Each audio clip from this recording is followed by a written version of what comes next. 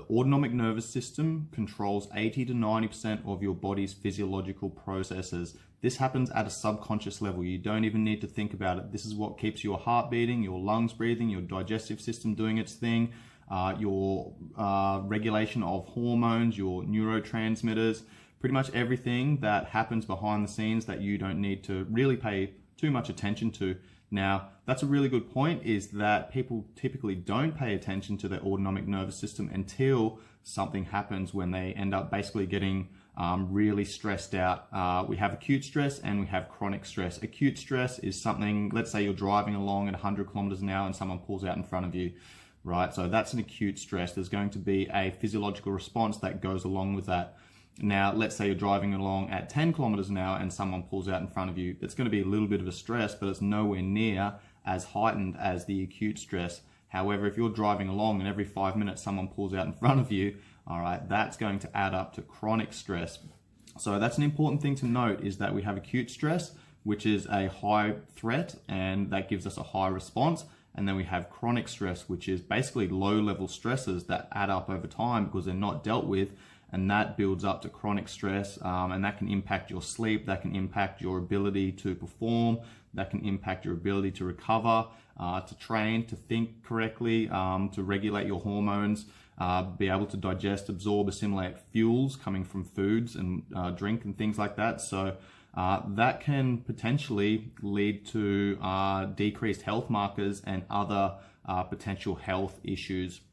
So the autonomic nervous system is basically all about balance, okay? We have two branches, the sympathetic state, which is fight or flight, and we have the parasympathetic state, which is rest and digest. Now, these are both important, but they work together, they're synergists. If we have too much drive in one state, then that can cause some health implications. So what we want to do is balance everything out. The sympathetic state, or the sympathetic nervous system, is responsible for short-term survival. The parasympathetic nervous system is responsible for long-term survival, so it's important to balance these out.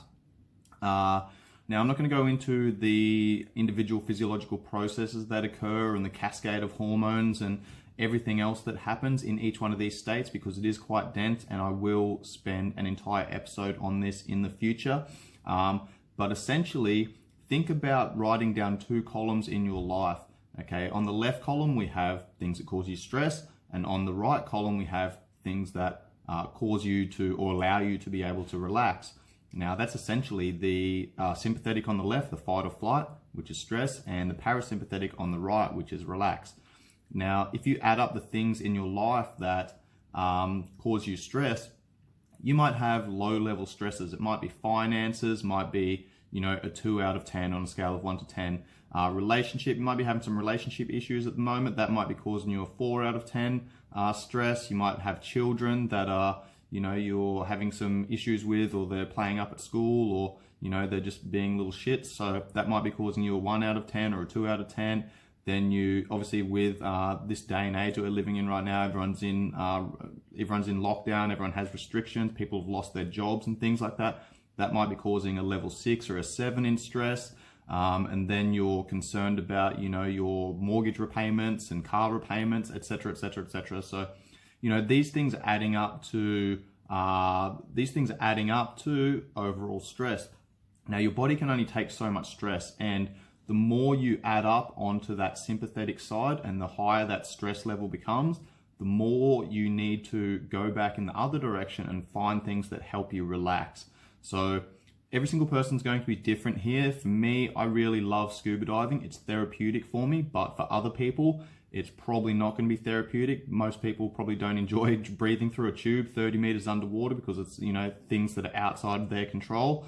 So for me, that allows me to drive my parasympathetic nervous system, but for other people, it's probably going to create a stress response and drive their sympathetic nervous system. So you need to find the things that are going to help you relax.